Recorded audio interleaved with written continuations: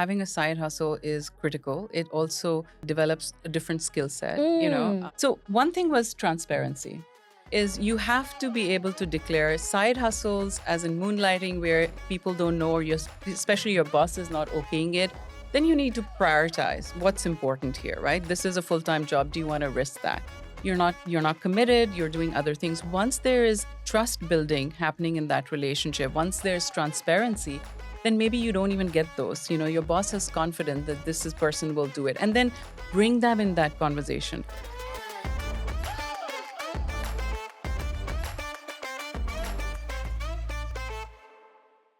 Welcome back to another episode of Wise and Shine. But today you're on the second episode of our special segment called Manage Who? Manage you lah. Okay, but anyway, this is like our Unagony series. If you guys have not tuned into the previous episode, where we invite listeners like you to share with us your questions and all your burning questions that you've not been able to find answers to anywhere, be it from your managers, your bosses, or even from the people around you.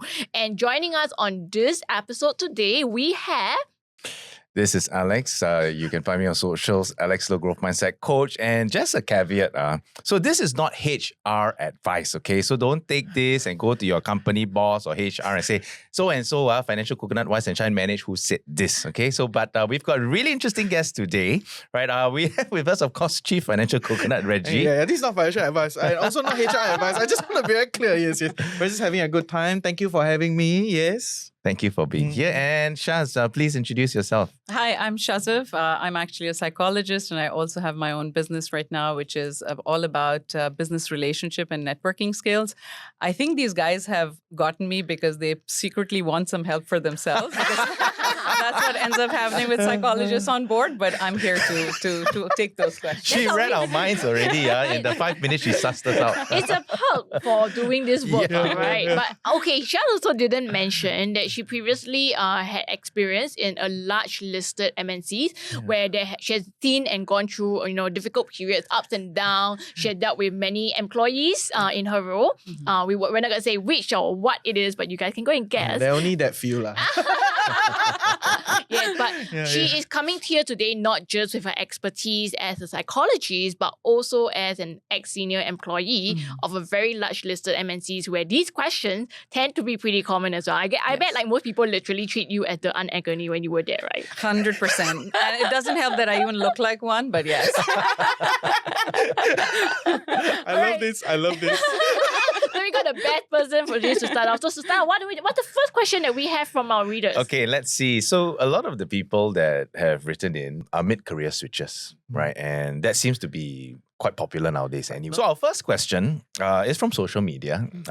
Person by the name of Hope, 35 years old, medical lab technologist, right? So this person is lamenting that management is not recognizing his worth because the culture in the company prioritizes seniority in terms of promotion, seniority in terms of opportunities, right? So he's being pushed and taken advantage of.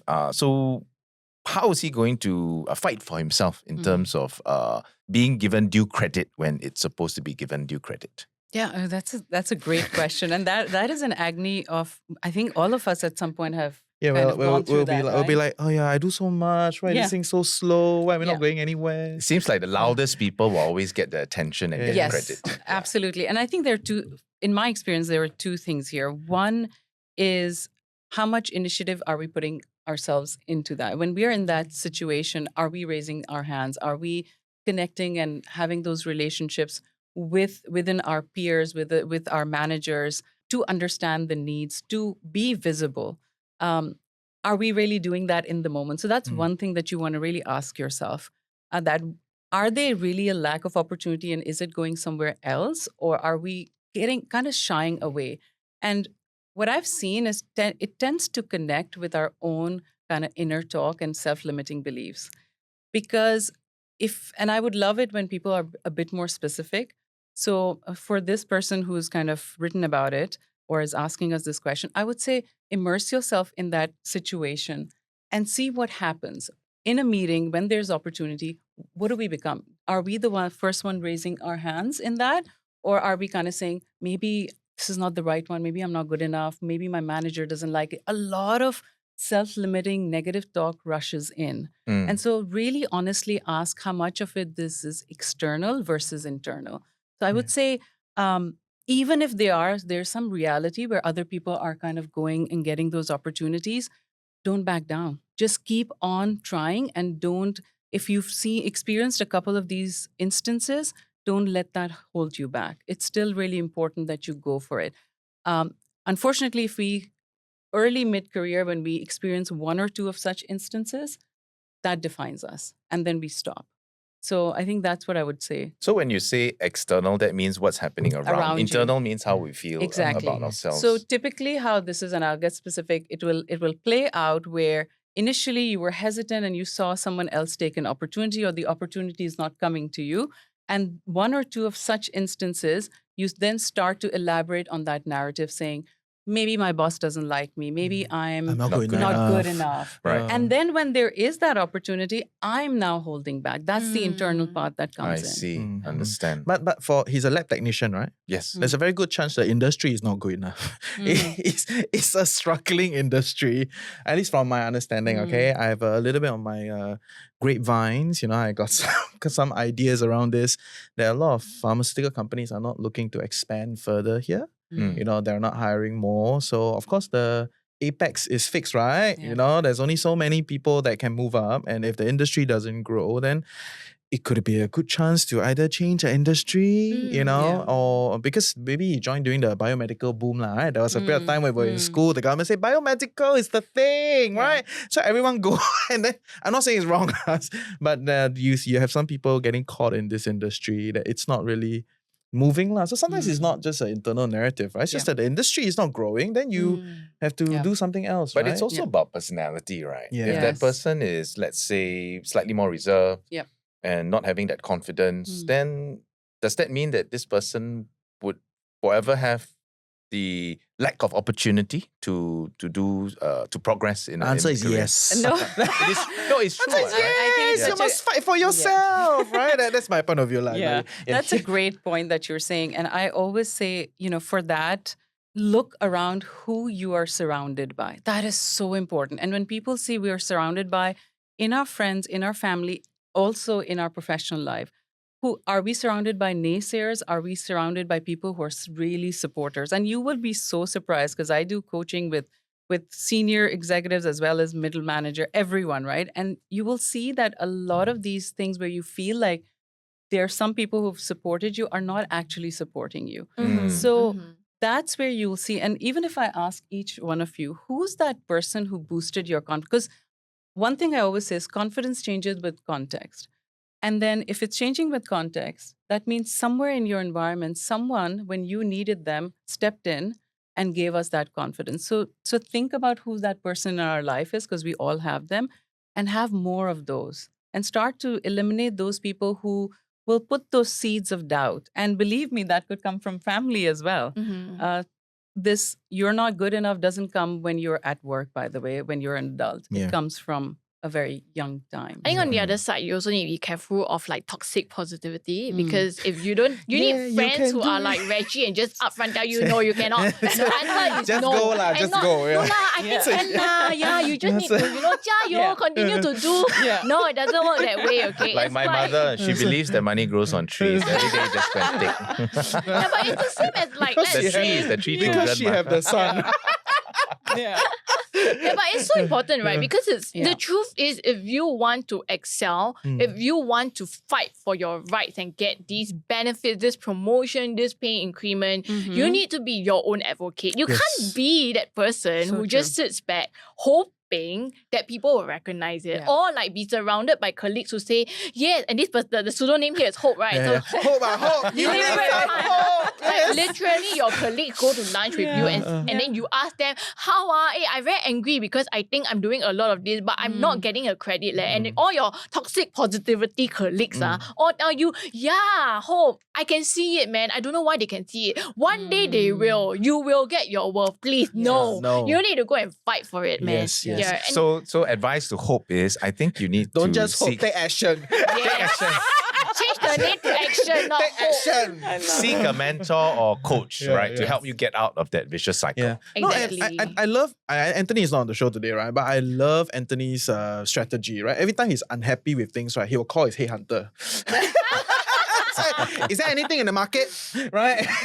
And then he will just go out and then do some interviews, just kind of get a gauge of what's out Yes, there, what's the 100%. industry, what's happening, and then from there you make a decision lah. Maybe things are really not so good in the pharma industry. Then you make a decision. You either tarik a little bit of aspirations, or you pivot somewhere else. Agree, right? So I think the agree. industry information is quite important. Very And true. based on this question also, I think it's important to distinguish whether the person believes that the culture is company specific or it's an industry issue. Yeah. So like talking to the headhunters, going for interviews at competitors might be good because in this case, if the culture is really from company, then there's no point in sticking around. Yeah. Right? Yeah. Just go Very to a true. competitor or go to somewhere else that does not have this culture where you don't fit in, because it's important that your personality, your work style also fits in that company's culture. Maybe is that a good place to work in based on your understanding of things? Do people leave as a result of like, toxic work culture? Because I presume that industry is kind of growing, so there's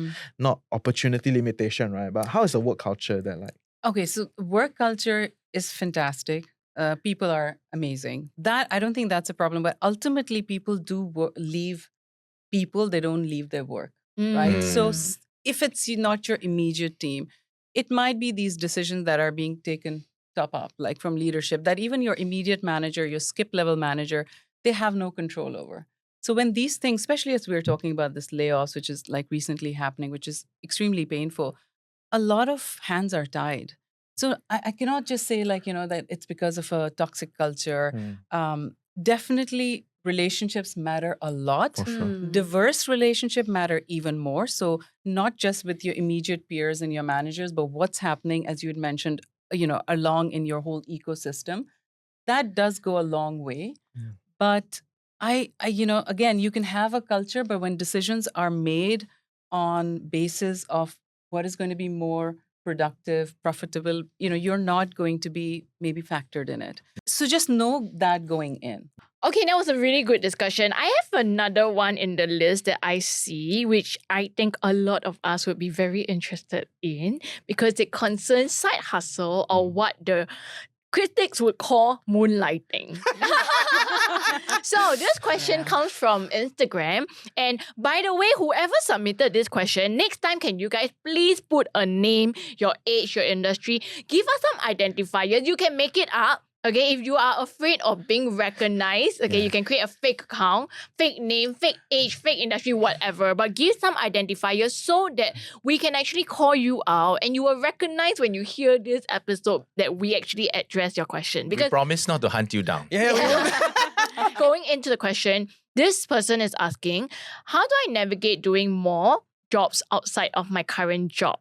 My current employer strictly states that they need full-time commitment from employees, and I am always able to deliver tasks. But when our boss finds out that anyone does side gigs, they get indirectly targeted or penalized with remarks like, you're not committing enough. While I know that they've actually done a lot, they've shed blood, tears and sweat into their work as well. So is it wise to do extra jobs that don't coincide with my current job's roles, hours? And I also don't want to risk my full-time job now because I need the income due to a family. Due to layoff season, I also don't want to put all my eggs into one basket. This is a loaded question. Yeah, very loaded. For the longest time on my social media, that if your only source of income is from your employer, you're just one night away from losing everything. Yeah. Right? But if you have a side hustle, even if it's small and everything starts small, then you build, at least if the X really comes down on you, you have something else to fall back on while you search for your next better alternative. So it's okay what? But yet this person is saying that boss will penalize if they find out. How to deal? I think, well, my take would be a couple things on this. You're absolutely right. I think having a side hustle is critical. It also develops a different skill set, so don't put all your eggs in one basket. Completely agree with that. Did you have a side hustle? while you were working in the big tech? So I'm going to come to that. Yes. Okay, yeah. So my business right now was my side hustle, but at that time, if there is Awesome. going to be any kind of, so one thing was transparency. Is you have to be able to declare side hustles, as in moonlighting, where people don't know, or especially your boss is not okaying it. Then you need to prioritize what's important here, right? This is a full-time job. Do you want to risk that? If that happens, I would say build that relationship with your boss where it's more than they're just seeing you as a worker. It's what we're talking about is lack of trust. You're not committed, you're doing other things. Once there is trust building happening in that relationship, once there's transparency, then maybe you don't even get those. Your boss has confidence that person will do it. And then bring them in that conversation. For instance, I was talking to my manager and we were having a conversation about what are the hours going to look like? Are you going to do this on the weekend? Is it going to be around the hours that you're not working? And when they're okayed, and it's kind of a collaborative discussion, and if they've okayed it, then you go through with it, right? And so in my case, there was a potential because I'm into also, my business also targets corporates, there could be a conflict of interest. And so that was not something that's favorable. And I'd rather have that discussion than have some punitive action happening. So that's what I would say is like, and also don't assume this will happen. Again, start with building that relationship. If they're really against it and if they're really not in that conversation, you can then decide what's your priority. But Shaz, to be fair, you work in a company which was a Western MNC, and their company's culture... We're like throwing around everything, right? Yeah. Their company's culture literally encourages its employees to have side hustles. In fact, a lot of the startups, when they come out, they say, I am ex this company, and I started this hustle when I was at that company. And they're not against it. But I think it could be, and I'm not going to play the Asian Western card here, but it is also to a certain extent true that there are certain types of cultures or companies where they don't embrace side hustles as much because they worry that it takes the person's attention, right? And so I want to add that I was also a senior clinician at NUS, and that was, my manager was the most amazing manager. This is a completely local culture. And we would have great discussions. So, of course, that was a very intense role where you really didn't have time for side hustles.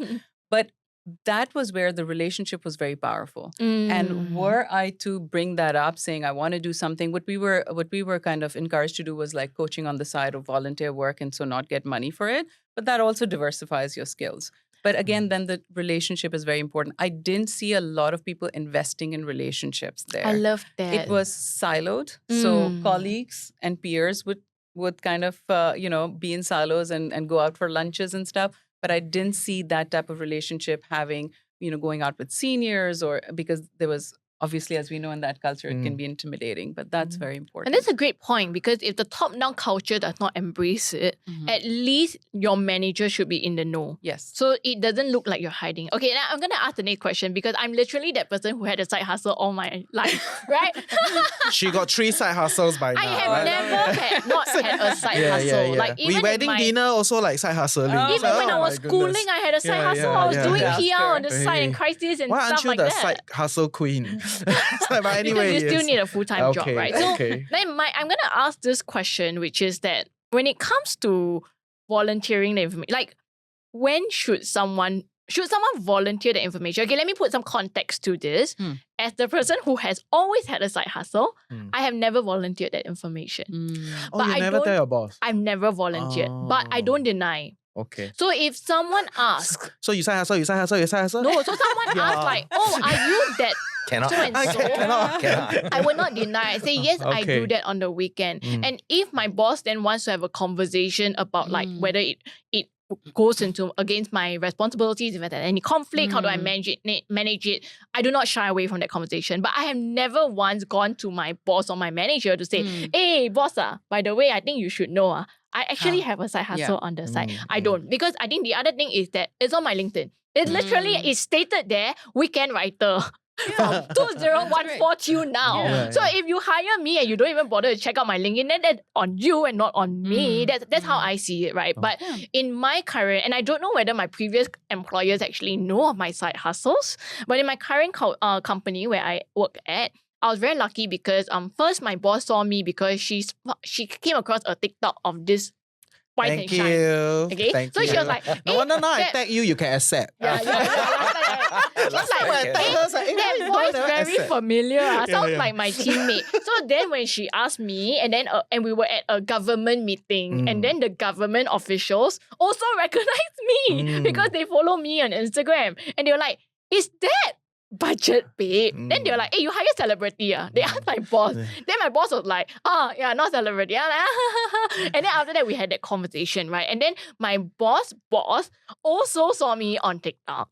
And later on, then my boss, which is my CEO already, also knew about it. I don't know how he knew, but probably word passed through. But the bad part was they were very open about it. Yeah, they were like, "Hey, I heard that you're doing this. Wow, very good. Put in a word for our company." And that's why I'm also very open Then about after what that, I do you here. ask for salary increment. No lah, I never. Should an employee volunteer that information? Certain industries are very hard to compete in, right? So if you are in highly skilled and very narrow in a particular industry, or your company is very strong in the industry, they're actually not very afraid that you go and do side hustle. Right? It doesn't matter what, right? Like if I work in big tech, I can side hustle. You side hustle. You're not gonna build a big tech, right? Right. So the fear and the incentives are chill. Right. But for a lot of smaller companies, and who hire kind of like more generalist roles, whether is it like marketing, communication, events, like whatever, those kind of stuff, right? They form an important part of society and the network, but it's very easy for you to just moonlight outside on the same industry. So that brings in the whole conflict of interest, right? Yes. So if there is a conflict of interest where, okay, you join the company, you get all the company's connections and the leads, and then now you go and do something outside, which is like, you even know my rates, right? You go out there, you discount on it, and then you open a back door. What, does it mean that I can sue you? Right? So then that becomes a little bit more of a complicated discussion. Actually, right? I know of people who did that. I know, that's Like, what I say. An example in the advertising industry, It's so someone could be common. a designer, but they do design work on the side. Exactly. So from a Yeah. company's standpoint, should I run the risk with you? Right? And if that's the case, I understand why a lot of smaller businesses that are highly competitive, they're not monopolies in the game, they will be a little stricter on this front, right? But let's say if the side hustle has a direct conflict of interest, I think the onus is definitely on the employee because you have to protect yourself as well. Number one, you're doing something that is ethically very questionable. And the company could sue you, so you need to make sure you protect, at least tell your direct manager or let them know, put it out in writing. Okay, so that next time they cannot say that you did not tell. But what if the side hustle is got nothing to do with the job? So let's say they're working in a firm that is not a monopoly, very highly competitive, but their side hustle is a weekend baker. And how? Okay, then I support you, lor. So, but then do they declare? Do they declare in yeah. this case? Because management, let's say this person, right, says that management feels the moment they find out you have a side hustle, they penalise you. But it's like my side hustle weekend. My weekend is my own time, and I'm doing baking that has nothing to do with my work. Then should they declare? What right do you have? Exactly. So I think that the tides have turned. It's actually a very different conversation these days. And I will let you know that I vaguely remember, any lawyers can clarify with me in the segment below. But if you are a full-time employee in the company, all the work that you create, right, actually belongs to the company. Yes, okay? that's right. So if you are in direct industry competition, right, and if your company finds out, right, they have all rights to take all your work. Correct. Yes, And if you have a very successful, thing outside, right, and imagine we're in competition in conflict of interest, right, that whole other podcast that you do belongs to me now. Yep. It's like, I'm not saying I will do that. No, but it's true the comment because section attack me. employees who choose a side hustle that conflicts with their day job, that is the risk that they are knowingly taking on, and hence they should protect themselves. Yeah. I feel that, we are talking about how the employee should act and also how the employer should act. Let's track back to historically, right? The side hustle or moonlighting is not a popular thing, right? I mean, you've done it. I've done it So since true. my... Civil college. I work for civil service, right? And even in civil service, I was already side hustling, right? So it's part and parcel of what I was doing. Wait, isn't it even more sensitive because civil service literally says cannot moonlight? Yeah, but Has the moonlighting policy not in my- shifted? He's So in when charge you of public side hustle, service. there are always different ways to manage, right? yeah, But anyway, and it is so common now. It's like, I don't know, Yes. maybe last time 10%, 5% of people are side hustling. Now, I don't know, a good percentage. 80 maybe? I know. 80 or Now it's maybe- like, you don't side hustle? Yeah. What's going on with exactly. you? In fact, even Right. trading is Yeah. a side hustle. Mhm. It's just So, how you define it. Well, should we even be how should we navigate this conversation, right? Where the employee is complaining about the boss not understanding, but actually it should be the boss that should be following up with the times and Yeah. Bosses are following up with the time, trust me, right? As long as they start losing people, they will follow up with the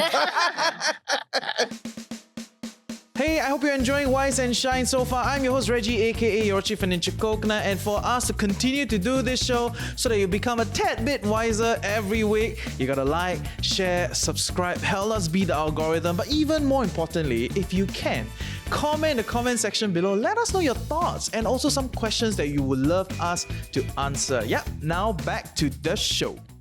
I think we need to have that kind of honesty and ethics built in us, because is a side hustle truly on the weekends and not during work hours? Is it really that? Are we like checking some stuff up and responding to customers during our workday? And it I'm happens. sure people do that. I know people who've done that, and I know Oh it. yeah, the weekend baker will reply Yeah, during weekend Yes. baker, they I mean, WhatsApp, hey, what are you doing? yeah. So, So I think that is what I'm speaking from like a company and employer's perspective is, they are thinking you are physically checking out. You're not giving that 100% of it, and you're not. So we start from that point of honesty. If it's literally saying, we close shop and then we start, and that's where we even have a separate phone and we're taking messages around those hours, I think that's okay, but none of us really do that. So yeah, I think being honest about the ethics of doing the side hustles, it is very important. I think now I was reading recently that people are supposed to have like 3 to 4 streams of income now, because instead of relying on one. Really? Yeah, that's my Yeah. real. I can't do so many things. It's so it is important, and in the kind of times that we're in, where job security is completely Yeah. non-existent, unfortunately. Right. So if let's say back to so and so's question, please put username or something like that. At least we know, right? So and so. Okay. So Tom's Hustler, you question, can do right? hustler. Yeah, the hustler. If it's really that difficult, what's stopping you from joining another team, right? Joining another organization.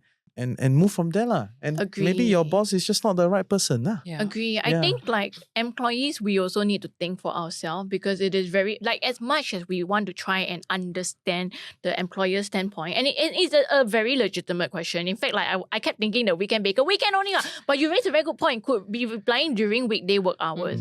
But if, let's say, the employee thinks too much for the employer without realizing that actually when the X has to come down, I'm sorry, the employer will protect their interests as number one. yes. So then you might protect your employer's interest, but are they then protecting yours? Yeah. And the hard truth is, in hard times, it's No not. one. And it's not Yeah. personal. So I do think that everyone should still have a side hustle. But then if you cannot be honest about it and it is making you feel very uncomfortable, maybe move industries. Or if you cannot, then at least, I love your point. If the culture in the company is not, at least get your manager on your side. Yeah. Yeah. But And I would say write it down. There are places where the culture is, I don't care how many hours you work, as long as you get the job done, right? And that's the best Micromanaging. kind of Yeah. cultures to Thank be you. in. Please join TFC. Send me your email. My company does that Yeah, and if you want to be a weekend baker, by all means, right? Yeah. I want to add one thing is that read what's in your surroundings, because when I had this business and then I was working with this tech company, many times it was said, if you have something, declare it. We don't appreciate it. This can be a conflict.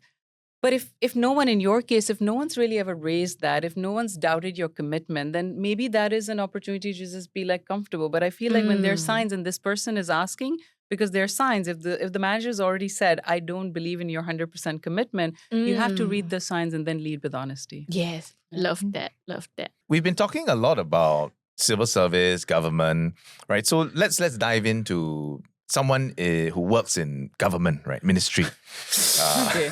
Yeah, there's one question there. Yeah, so that's a question here. So Mystery, lovely one, very good one. Actually, we don't know why that's ministry. Just say government service. Yeah. Government service, okay. It could be step boy, it could be civil It could be, service, right? So many, could be teachers also. many, The public different- service is a very big That's- hire. Yeah, very, in very the big market, basket. 160,000 employees, Yes. right?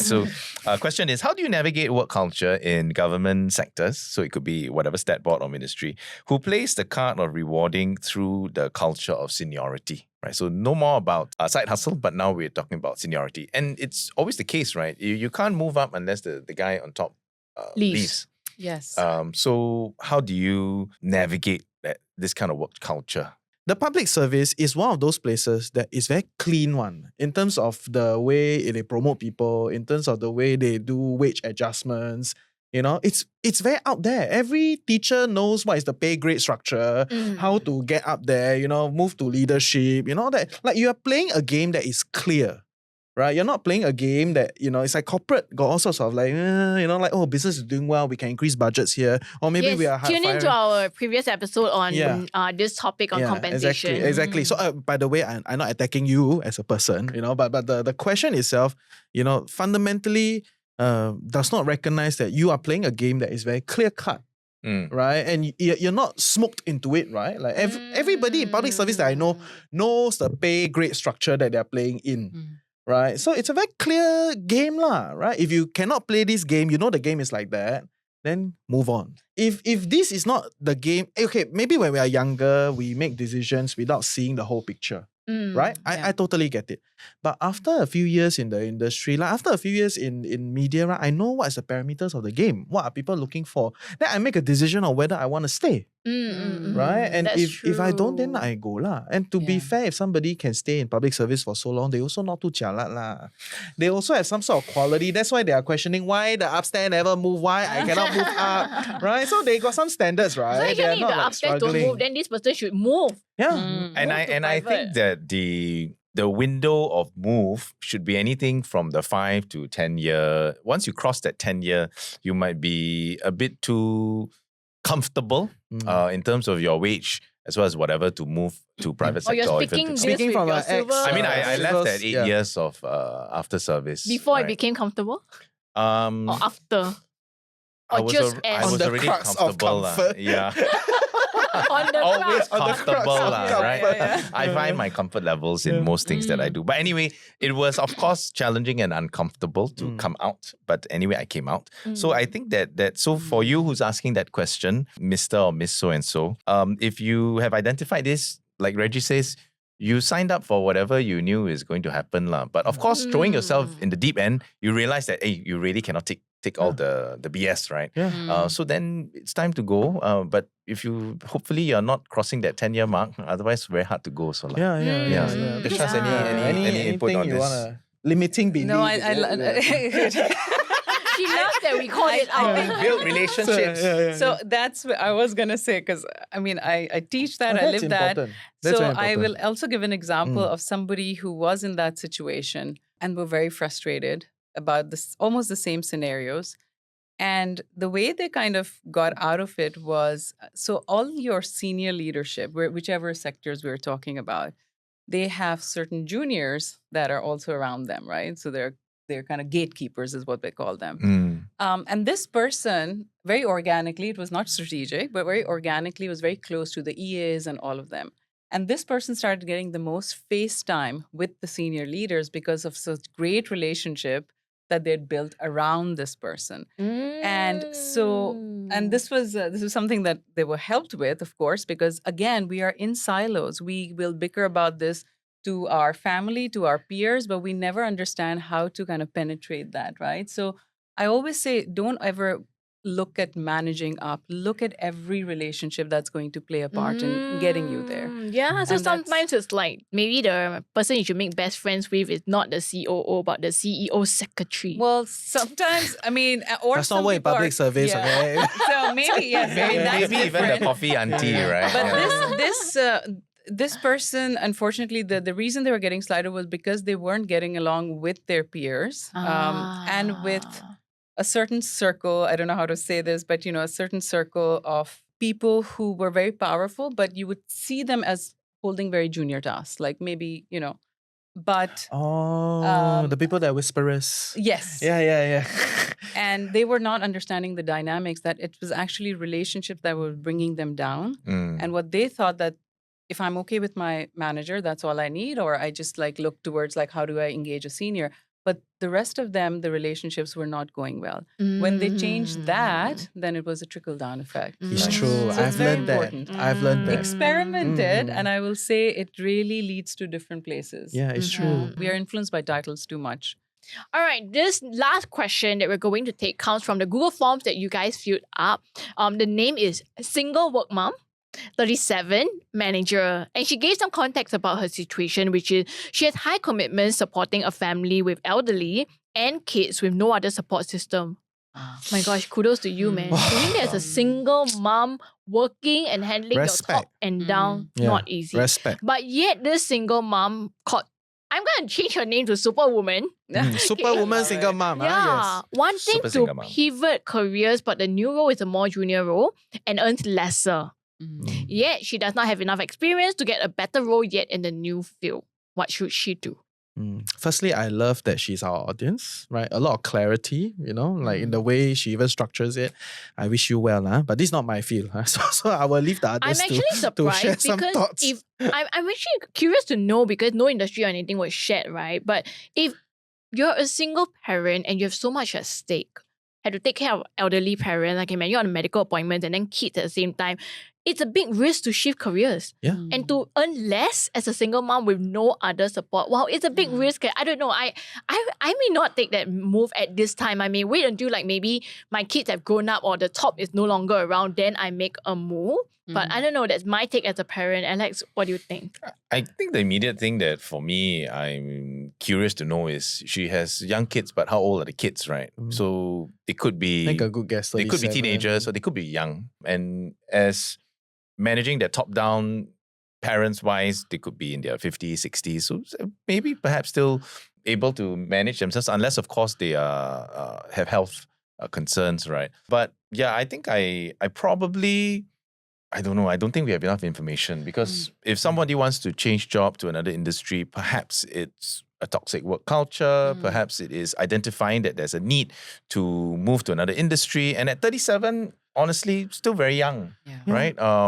You But can why even not shift one more move time. to competitor? Why move industries at this point? Yeah, You have exactly. a learning curve to Exactly. So overcome. my point of view is, right, this person sounds like somebody that has thought through a lot of things, right? As we have a lot of our listeners, great. So from that point of view, right, then if it's just a toxic work culture, to me, toxic work culture is just a toxic work culture. Just go lah. There are a lot of workplaces to go, right? It's not, I feel like there's some variance around, so I will write off that element, right? I would say maybe the kids, I make a good guess, maybe primary school, right? 37, right? So fair judgment to say the parents are probably in the 50s, 60s, right? Still kind of there. 50s, 60s, no maybe lah. 60s Maybe lah. 60s, Maybe 70s 60s, right? Just get already. CPF life lah, right? So 60s, right? So from that point of view, the fact that she's even contemplating it, that means there is some room to maneuver. Right? There's some possibilities. Right? My kids are still young, yes. But my But she parents said are... I have high commitment. Yeah, but high commitment, but still entertaining it fundamentally means there is room to maneuver. It's just this maneuver is difficult, right? There are some things that gotta go, right? Maybe cannot go to like learning lab or something, must own self home tuition. I don't know, right? So there's some room to maneuver. So I think that's a really quite a decent place to be. But from my point of view, the question is then, can you further excel in this industry? Or is this industry a dying one, right? So for someone like her, that has kind of seen this whole thing and can, or I evaluate her as somebody that is quite, cognizant of different things, then maybe there's a sign that the industry is not doing as well. So maybe she's trying to hop before it gets too late. Yeah. Because she has so much at stake. Yeah, so makes sense. if we assume that is the case, right, then it is smart to hop. Yeah. Right, it is smart to hop because you don't want to be on a sinking ship. Right, look at journalism. Keep on, That's where I came from. Right. So many years, cut. The list now become government entity, right? So there's certain sectors that are going through big shifts, right? And you see that the whole AI discussion is really changing the way people do things. Your audits, your accounts, a lot of these people are also, good, so-called good paying jobs in the past, they're all getting slashed. right? So maybe she's positioning ahead, and if so, I will support you. So if that's actually true, then the answer quite easy, right? Yeah, just do Then it. go. Yeah, Even yeah. if it's a lower pay, right? Yeah, I would say you do it, but at 37, you're not an idiot, right? You go in, you must be strategic. Right, like I have a great friend of mine change industry, and every 18 months he will reevaluate what's the next step, right? Because his mindset is you don't have time to wait already. You are in your late 30s, like you have a last good push to move up to the apex of this new industry. So you have to be very strategic, and I believe she will. Right? In my point of view, if somebody is so clear, thinking about this, and based on the additional story that I add, which is the industry not doing so well, she wants to pivot into a growing one, then she will figure out how to move faster. Right? I think there is some validity in that. And actually, I would also add on then, if she wants to move but she's concerned because the new role pays her less, then it goes back to question 3. Get a side hustle. Right? If you want to move, but you know that you need that money and you cannot afford that, then go and earn the money elsewhere. Go and do like affiliate marketing, go and do trade. I don't recommend trading, but go and do something that you can with your skills and earn from something else instead of putting it all on the employer. Let's hear from the psychologist. Now we talk too much. No, okay. I just have something very simple. I say this to my clients in their personal and their professional life is always make decisions based on desire, not out of fear. Right? So whether this is for a life partner or getting that opportunity, it should be out of something works for you in this, even for this person. If it's out of a lot of fear, how long will it last? If you're not really happy in it, if you think that you've compromised, if you think your work can be more challenging, you've done more, you're coming from a senior level and you're kind of doing a step down, is it going to carry that far? And if you're really going to thrive, that's fine. But what are your reasons for taking this truly? There needs to be, I think as people, we're always putting other people before we put ourselves. Is this something I would like? Is this something where I will thrive? And yes, you have responsibilities you always want to take care of, but I always feel the single most important relationship is with yourself. And if that is a broken relationship, then the rest, you're not able to really, show up for them. Yeah.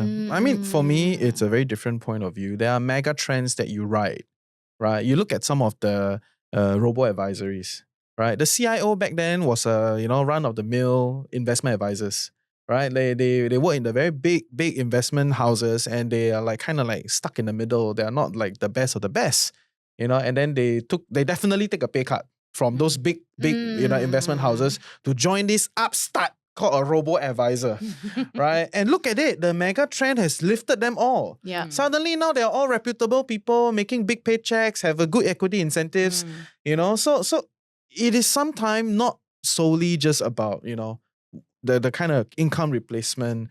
It's really kind of like the opportunity. And I would say somebody at 37, right? You're kind of at the last maybe 1-2 chances to do a big one push, right? And if you really got some of your big basics together, it's just about like no Japan trip lah, go JB instead lah, right? It's just I was about to say that. I think like the other thing that this mom could do is, especially if Shift to a JB, side hustle, if a side hustle is too much, because the truth is when you change industries or so, there's a learning curve. There's a lot. You might not have the mental space for adding something new. So then another alternative is to speak with her up and down. Speak with the parents, speak with the kids, and let them understand that, hey, mommy's going to do this shift. This is what it could mean in the next few months, that maybe we can't go to Japan, but we can go JB. Or like, we can't buy you new toys. Don't say that lah. Don't or say we that. can't throw you a mega birthday party at Marina Bay Sands like we have always done, but we are going to downgrade it to a McDonald's birthday party or whatever. Hey, but McDonald's birthday party is it's fun, actually very fun. I love it. Yeah, I had it for my kids. I was very jealous when I was young. Don't have McDonald's birthday But party. I think like the key thing here is like if she can't earn more from a side hustle, at least getting the buy-in. Because you talk about support. I think not just like having that support from oneself and the desire, but also from the loved ones. Yes, and that will make the absolutely. transition easier. So it doesn't then matter if the pay is lower. Yeah. Regardless, I support the single mom. I support too. Me It's not too. easy, man. It's very hard work, yes. Yeah. Okay, that wraps us up for this episode of Manage Who, aka fun, our actually. unagony episode. Yeah. We encourage you to take part in the future episodes by adding in your comments. We will put in the Google link below. Please fill it up and please remember to leave your name and identifier so you get more out of this conversation than just very generic guesses. And we would definitely welcome you to put in all your burning questions that you would love to have answered or you want to lemon, but there's no space elsewhere for you to lemon publicly. We can help you lemon it on the show. Right, so thank you for tuning in and joining us, R. Yes, and if you enjoyed this episode, right, do go to our website, www.thefinancialcoconut.com to be updated, right, of new episodes that will be coming out. Just leave your email there. Thank you, Shaz, and thank you, Chief Financial Coconut, for having us on this show. And we'll see you in the next episode of Unagony. Bye. Bye-bye. Bye-bye.